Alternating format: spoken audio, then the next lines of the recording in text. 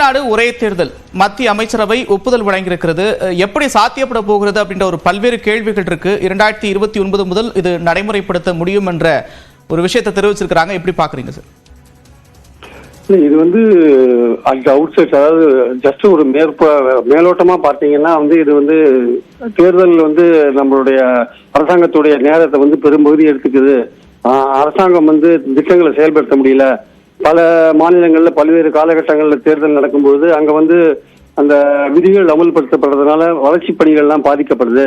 அதனால தேர்தல் செலவு அதிகமாகிறது ஒரு பக்கம் இருக்க, அரசாங்கத்தில் இருக்கிற பிரதமர் போன்றவர்கள் பதவியில் இருக்கிறவங்க எல்லாம் பிரச்சாரம் பண்றதுக்கே பல மாதங்கள் இதுக்கு எடுத்து இருக்கிறதுனால அரசாங்க வேலைகளில் கவனம் செலுத்த முடியல போன்ற பல விஷயங்களை காரணமா சொல்லி ஒரே நாடு ஒரே தேர்தலை கொண்டுறாங்க. பட் ஆனால் இதுல அந்த செலவோ அல்லது வளர்ச்சி பணிகள் பாதிக்கிறதோ முக்கியம் கிடையாது. ஒரு ஜனநாயகத்துல இங்க கீழே நகராட்சி உள்ளாட்சி எலெக்ஷன்ல பாத்தீங்கன்னா உள்ளாட்சி அல்லது சட்டமன்றங்கள் பாராளுமன்றத்தில் பாத்தீங்கன்னா ஒவ்வொன்றுத்துக்கும் ஒவ்வொரு விதமான பார்வை இருக்கு மக்கள்கிட்ட.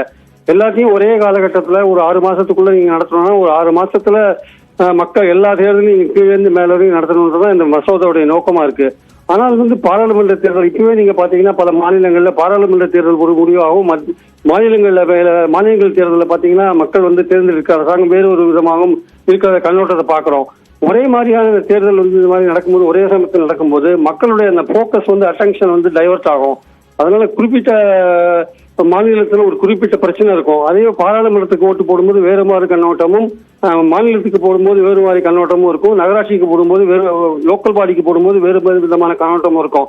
ஜனநாயகத்துல இந்த மாதிரியான விஷயங்கள் நடக்கும்பொழுது மக்களுடைய அந்த ப்ரிஃபரன்ஸ் முன்னுரிமை மாறுவதற்கான வாய்ப்புகள் இருக்கிறது. அதனால இந்த அரசாங்கத்தோட இந்த நோக்கம் ஒரே காலகட்டத்துல அல்லது ஒரே ஸ்பெல்லுல இந்த மாதிரியான தேர்தல் நடத்துவது என்பது ஜனநாயகத்துல மக்களுக்குள்ள ப்ரிஃபரன்ஸை திசை திருப்பதாக அமையக்கூடிய வாய்ப்புகள் இருக்கிறது.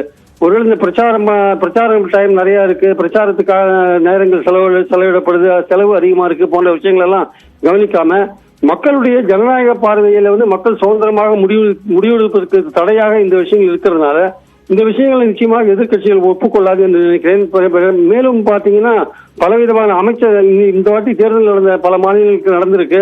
அவருடைய அந்த மாநிலங்களோட தேர்தல் பதவி காலத்தை கட்டுப்படுத்த வேண்டியிருக்கு. சில மாநிலங்களோட பதவி காலத்தை நீட்டிக்க வேண்டியிருக்கு.